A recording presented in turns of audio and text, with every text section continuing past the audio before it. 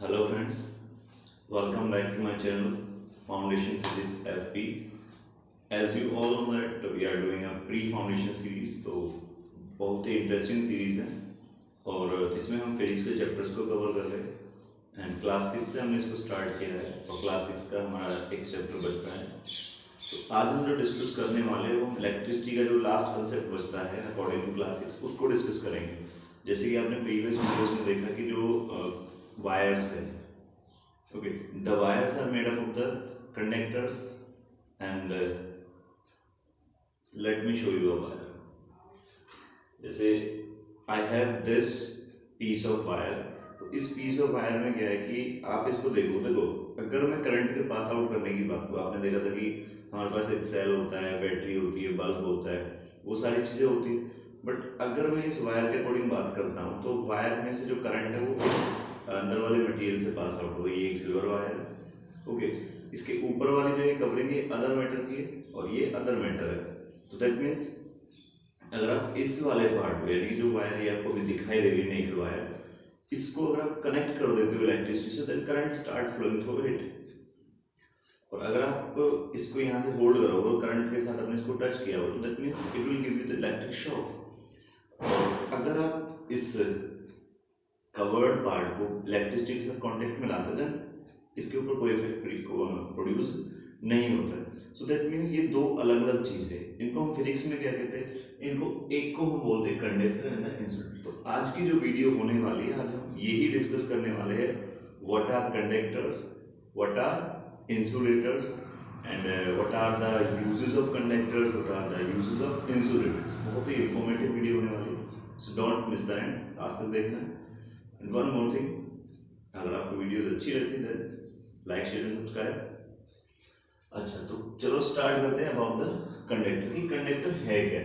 अभी जैसे मैंने इस वायर की बात की, ऐसे में मेरे पास एक और भी वायर है,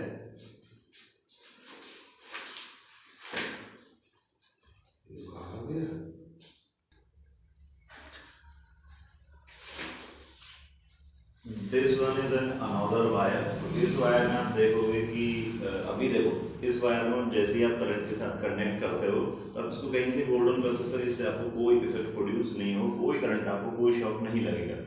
ओके, सो दैट मीन्स जो ये ऊपर की कवरिंग है इसका मटेरियल अलग है। क्यों अलग है? बिकॉज ये आपको करंट लगने नहीं दे। लेकिन अगर मैं इसके अंदर के मटेरियल की बात करता हूँ, ओके, तो जो ये है मटेरियल ये कॉपर वायर है। तो कॉपर वायर में आप क्या देख रहे हो कि इसमें से करंट पास आउट हो जाएगा और वो आपको इलेक्ट्रिक शॉक भी देगा अगर आप बाय मिस्टेक या एक्सीडेंटली उसके साथ कॉन्टेक्ट में आते हैं। सो अभी क्वेश्चन राइज होता है कि ये जो मटेरियल्स है जिसमें से करंट पास हो रहा है उसको क्या बोलेंगे, जिसमें से करंट पास नहीं हो रहा उसमें से क्या बोलेंगे। So we are going to discuss about the conductors and the insulators. Conductors are the material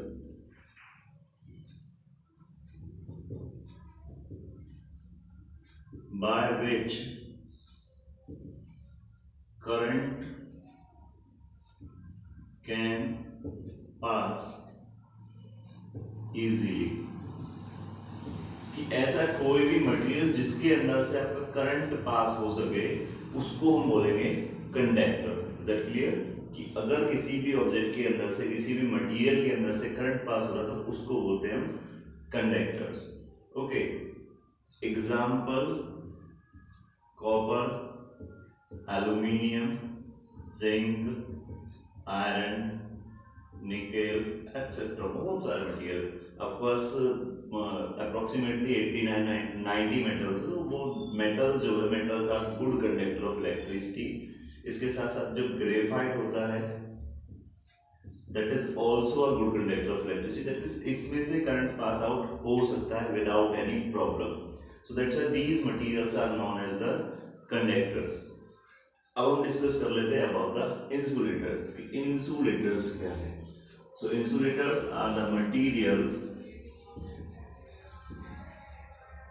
by which current cannot pass। कि ऐसा मटेरियल जिसके अंदर से करंट पास ही ना हो उसको हम बोलते हैं इंसुलेटर। एग्जाम्पल्स आर रबर, तो जो इंसुलेटर्स होते हैं, insulators are the materials by which current can not be pass, कि जिस भी मटेरियल से करंट पास नहीं हो सकता उसको बोलते हैं इंसुलेटर, और जिसमें से हो जाए उसको बोलते हैं हम कंडक्टर। तो एग्जांपल्स है इंसुलेटर्स के rubber, wood, plastic, cork, paper और pure water. Pure water means distilled water. Distilled water is also an example of insulator, कि इसमें से करंट पास आउट नहीं होता। तो now we know the difference between the conductor and the insulator. अच्छा, यहाँ पे अगर आपसे कोई पूछ लेता है कि how can you make the distilled water conductive, कि जो डिस्टिल्ड वाटर है या फिर जो प्योर वाटर है उसको आप कंडक्टिव कैसे बना सकते हो, तो प्योर वाटर को कंडक्टिव बनाने के लिए अपने टेंशन नहीं लेनी। क्या करना है आपने कि प्योर वाटर में आप या तो कोई सॉल्ट ऐड कर दो या शुगर ऐड कर दो। दैट मीन्स सॉल्ट और शुगर अगर ऐड कर दोगे तो जो वाटर है it will becomes conductive. Okay, so I think this is clear for you all. आगे चलते हैं। अच्छा, एक मटेरियल हमारे पास और होता है जो कंडक्टर और इंसुलेटर दोनों के बीच की कैटेगरी में आता है, उसको हम बोलते हैं सेमी कंडक्टर। सेमी कंडक्टर्स क्या होते हैं कि they can allow the electric current और दे मे नॉट बी।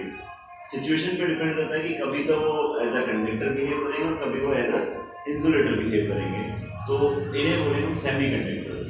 और सेमी कंडक्टर्स आपके वाइडली यूज होते हैं, जो एलईडी वगैरह होती है। ओके, इसके एग्जांपल्स है आपके silicon, germanium, arsenic etcetera. Mostly हम सिलिकॉन एंड जर्मेनियम को यूज करते हैं। जितना भी आपका आईटी सेक्टर वर्क करता है वो वर्क ऑन करता है over the silicon. Okay, silicon, arsenic, germanium हमारे सेमी कंडक्टर्स, और मोस्टली हम सिलिकॉन को यूज करते हैं जितना भी हमारा आईटी सेक्टर वर्क ऑन करता है, आपके कंप्यूटर्स, आपके लैपटॉप्स, आपके मोबाइल फोन्स है, उन सब के अंदर मोस्ट ऑफ द केसेस हम सिलिकॉन को यूज करते हैं, ताकि जो आप आईसीज आप पढ़ोगे जिसके बारे में, सो आईसी इंटीग्रेटेड सर्किट्स होते हैं जिसमें हम सिलिकॉन को यूज करते हैं, और silicon is a semi conductor. So now we know about the conductor, insulator and semi conductor. So let's discuss about the uses of conductors and insulators, कि conductors को आप कहाँ पे यूज करोगे, इंसुलेटर्स को आप कहाँ पे यूज करोगे। सो यूजेस की अगर मैं बात करता हूँ, सबसे पहले conductors, as you know that मैंने अभी आपको एक वायर शो करी थी, तो इलेक्ट्रिकल वायर्स बनाने में कंडक्टर्स के यूज होते हैं फॉर मेकिंग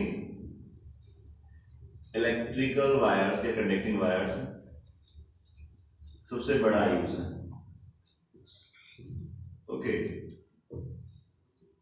सेकंड, जब आप थोड़ी हायर क्लासेस में जाओगे तो आपको पढ़ने को मिलेंगे मेटल्स, नॉन मेटल्स, और उनके साथ मेटलर्जी प्रोसेस आपको पढ़ने को मिलेगा। तो metallurgy process is a process in which metals are extracted from their ores. तो मेटलर्जी में आपका इलेक्ट्रोलाइटिक रिफाइनिंग होता है, इलेक्ट्रोलाइटिक रिफाइनिंग। इलेक्ट्रोलाइटिक रिफाइनिंग में भी हम कंडक्टर्स को यूज करते हैं एनोड कैथोड बनाने के लिए।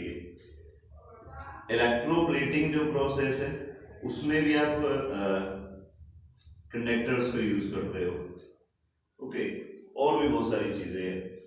और अगर मैं इंसुलेटर्स की बात करता हूं तो इंसुलेटर्स के जो यूजेस है उसमें सबसे पहला यूज है कि जैसे जितनी भी हमारी इलेक्ट्रिकल वायर्स लाइक दैट, कि इनके ऊपर की जो कवरिंग है, covering over the electrical wires is also made by the insulators.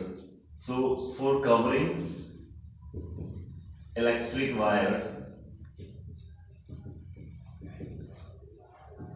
okay, second होता है जितने भी आपके पास स्विचेस होते हैं, तो स्विचेस आपके क्या होते हैं फॉर मेकिंग स्विच। स्विच भी आपके इंसुलेटर से बने होते हैं। क्यों बने होते हैं? अगर आप कंडक्टर वाला स्विच बनाओ, जैसे आप उसको प्रेस करने की कोशिश करोगे देन इलेक्ट्रिक शॉक आपको फील करने को मिलेगा। लेकिन जब स्विचेस को ऑन करते हो, ऑफ करते हो, तो आपको कोई दिक्कत नहीं होती, because this is made up of the insulators. और जो आपके इलेक्ट्रिक बोर्ड्स होते हैं, electric boards are also made up of the insulators. तो कवरिंग हो गया, स्विच हो गया, इलेक्ट्रिक बोर्ड हो गए, जितने भी आपके इलेक्ट्रीशियंस होते हैं, तो इलेक्ट्रीशियंस जो शूज या ग्लव्स जो यूज करते हैं ताकि उन्हें इलेक्ट्रिक शॉक ना लगे, वो भी आपके इंसुलेटर्स के बने होते हैं। या फिर आपने देखा होगा कि हमारे इलेक्ट्रिकल इक्विपमेंट्स जो होते हैं, जैसे कोई एग्जांपल टेस्टर है, ओके, या कोई प्लास है या पेचकस है, स्क्रू जिसे हम बोलते हैं स्क्रू ड्राइवर, स्क्रू ड्राइवर वगैरह तब तो कंडक्टर है, लेकिन उनके ऊपर की जो कवरिंग है that is made of the insulators. तो ये हमारे क्या है यूजेस है कंडक्टर्स एंड इंसुलेटर्स के। ओके, एक चीज मैं आपको यहाँ पे क्लियर कर देता हूँ कि while you are doing something with electrical equipments और electricity, so that means at that time you have to be prepared, you need to take some precautions। तो precautions क्या है? सबसे पहली precaution तो ये है कि कभी भी चाहे वो कंडक्टर है या इंसुलेटर है उसके साथ खेले ना, ठीक है ना, इट मे बी डेंजरस। अगर वो इलेक्ट्रिसिटी के साथ कॉन्टेक्ट में, इन दैट केस बिल्कुल ना खेले। इलेक्ट्रिकल इक्विपमेंट्स को कभी भी वेट हैंड से आप मतलब ऑन और ऑफ ना करें, because it may be very destructive. Rainy season में इलेक्ट्रिक पोल्स वगैरह से दूर रहे, क्योंकि रेन वाटर जो होता है वैसे तो प्योर वाटर है, लेकिन एसिड्स उसमें कंपोजिशन हो जाती है, तो एसिड रेन की वजह से वो क्या होता है कंडक्टर हो जाता है, that means it can also be dangerous for you. Okay, कभी भी कोई भी एक्टिविटी आप इलेक्ट्रिसिटी वाली करते हो तो उसके लिए आप सेल्स को यूज करेंगे, डायरेक्ट स्विचेस वगैरह पे और मेन सप्लाई को यूज नहीं करेंगे। क्यों नहीं करेंगे? बिकॉज वो बहुत हाई पोटेंशियल डिफरेंस की वैल्यू है, बहुत ज़्यादा आपको डिस्ट्रैक्ट कर सकती है, बहुत ज़्यादा नुकसान कर सकती है। ओके, और कभी भी कोई भी एक्टिविटी आपको करनी हो, या तो आप स्कूल में टीचर की हेल्प से करोगे या फिर घर में जो आपके एल्डर्स हैं जो बड़े हैं उनके देख में करोगे। कभी भी घर पे कहते हैं ना, do not try this at home, तो सेम कंडीशन है, do not play with the electricity. If you try to play with electricity then electricity will play with you. Okay, तो आज का टॉपिक यही है। नेक्स्ट क्लास में हम discuss करते हैं अबाउट द मैग्नेटिज्म और the magnetisation. So don't forget to share, subscribe and watch other videos.